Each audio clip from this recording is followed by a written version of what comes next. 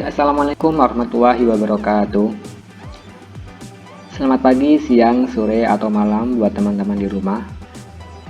Semoga selalu semangat belajar meski belajar dari rumah. Dan jangan lupa untuk selalu menjaga kesehatan dan selalu mengikuti protokol kesehatan dari pemerintah agar terhindar dari bahaya COVID-19 yang melanda bangsa Indonesia selama kurang lebih 6 bulan ini. Nah, pada video kali ini kita akan belajar materi tentang teks eksposisi. Sebelum kita masuk materinya, kita patung dulu. Ikut ibu pergi ke pasar. Pulangnya jangan lupa membeli ayam jago. Kalau kalian sudah siap untuk belajar, ya sudah, let's go. Baik, pada video kali ini kita akan belajar tentang materi teks eksposisi, yaitu pada subbab struktur dan ciri kebahasaan teks eksposisi.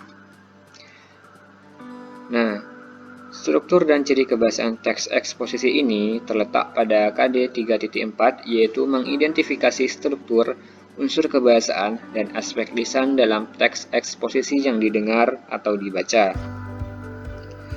Kita langsung menuju materinya, yaitu yang pertama kita akan membahas struktur teks eksposisi. Struktur teks eksposisi itu ada 3. Yang pertama yaitu tesis, yang kedua ada argumentasi, dan yang terakhir ada penegasan ulang.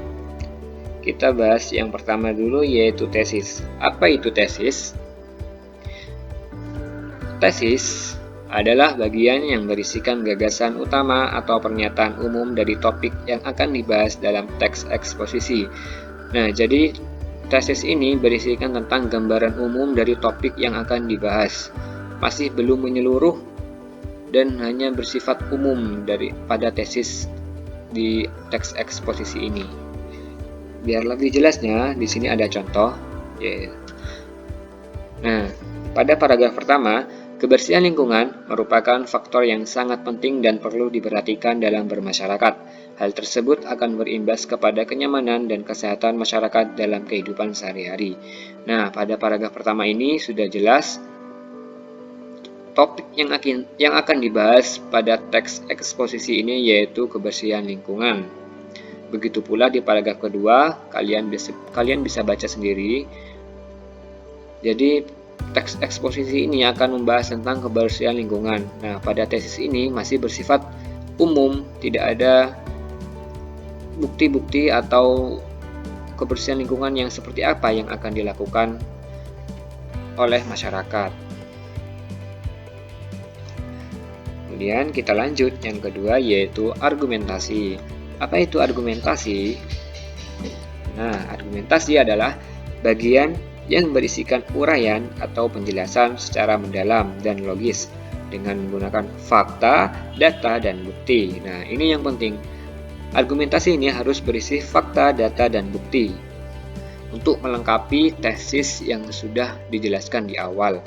Contoh biar lebih jelas yaitu, pada paragraf pertama, gotong royong dalam membersihkan dan menjaga lingkungan secara rutin dengan cara menjadwal setiap kelompok kepala keluarga merupakan salah satu alternatif dalam menanggulangi pencemaran lingkungan.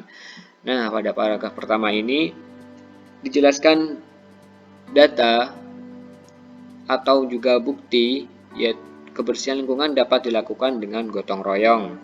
Bisa dengan menjadwal setiap kelompok kepala keluarga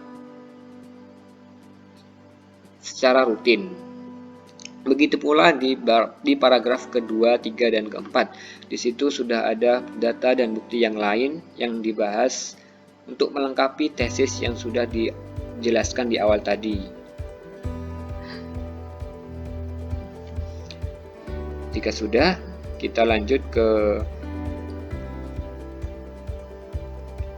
penegasan ulang. Nah, apa itu penegasan ulang? Penegasan ulang ini berisi bagian yang berisikan pernyataan, penguatan, atau penegasan kembali berupa saran, ajakan, atau imbauan terhadap pernyataan umum atau tesis yang dikemukakan bagian awal. Jadi di penegasan ulang ini hanya berisi tentang penguat dari tesis yang sudah dijelaskan di awal tadi. Dan ini yang penting, yaitu berisi saran, ajakan, atau imbauan. Bisa dicatat di buku tulis kalian. Di sini ada saran, ajakan, atau imbauan pada penegasan ulang. Sementara di argumentasi berisi fakta, data, dan bukti. Sedangkan di tesis berisi tentang penjelasan umum dari topik yang akan dibahas. Itu inti dari struktur teks eksposisi. Ketiga, struktur teks eksposisi. Selanjutnya yaitu kaidah kebahasaan teks eksposisi. Kaidah kebahasaan atau ciri kebahasaan teks eksposisi itu ada 6. Nah, yang pertama ada istilah, verba, adjektiva, pronomina, afiksasi, dan konjungsi. Kita bahas yang pertama dulu, yaitu istilah. Istilah adalah kata atau gabungan kata yang mengungkapkan maksud tertentu. Contoh istilah vaksin. Maksudnya yaitu bahan yang digunakan untuk menghasilkan kekebalan tubuh. Yang kedua yaitu verba adalah kata kerja atau kata yang menggambarkan proses, perbuatan, atau keadaan. Contoh, makan, tidur, berenang, dan masih banyak lagi yang lainnya. Kemudian yang ketiga yaitu adjektiva adalah kata sifat atau kata yang menerangkan nomina. Contoh, senang, keras, penting. Kenapa di sini disebutkan kata yang menerangkan nomina?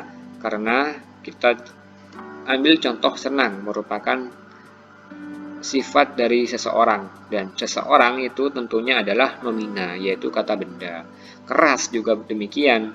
Keras merupakan sifat dari batu misalkan, dan batu juga termasuk kata nomina atau kata benda. Nah, yang selanjutnya yaitu konjungsi. Konjungsi adalah kata penghubung. Contoh, dan, atau, tetapi, dan ini hanya beberapa dan masih banyak lagi konjungsi yang belum saya sebutkan. Untuk teman-teman di rumah bisa cari sendiri dan bisa melengkapi konjungsi yang belum saya sebutkan.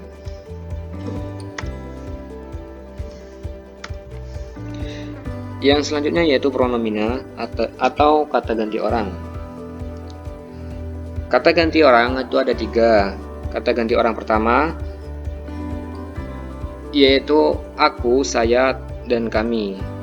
Kata ganti orang kedua yaitu kamu, dia, dan mereka.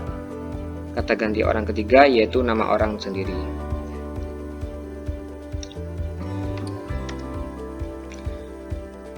Dan yang terakhir yaitu afiksasi atau kata imbuhan. Kata imbuhan terbagi menjadi 4. Yang pertama yaitu prefiks, imbuhan yang berada di depan. Contoh imbuhan yang ada di depan yaitu me, ber, ter, dan masih banyak lagi.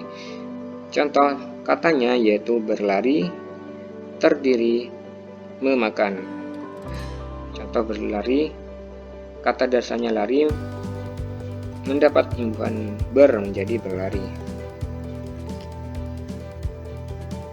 Sufiks yaitu imbuhan di belakang. Contoh imbuhan yang berada di belakang yaitu an, kan, dan i. Contoh katanya yaitu banggakan, yaitu kata dasarnya bangga mendapatkan imbuhan sufiks kan menjadi banggakan. Dan juga makanan dan begitu pula warnai mendapat imbuhan an dan i. Infiks yang selanjutnya yaitu infiks atau imbuhan di tengah. Ada L dan M dan lain-lain. Contoh katanya yaitu leluhur. Leluhur ini kata dasarnya yaitu luhur. Nah, yang di garis bawah ini termasuk afiksasi L yaitu menjadi leluhur. Begitu pula di kata yang kedua yaitu kemilau. Kata dasarnya yaitu kilau mendapat imbuhan M jadi kemilau. Dan yang terakhir yaitu konfiks, yaitu imbuhan di depan dan di belakang. Di sini ada contoh ter-an dan me-an. Contoh katanya yaitu berlarian, kata dasarnya yaitu lari mendapat imbuhan ber dan an. Dan juga memaksakan, kata awalnya paksa menjadi me dan kan, menjadi memaksakan.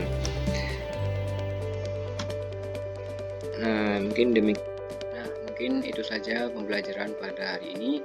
Semoga sangat bermanfaat untuk teman-teman di rumah.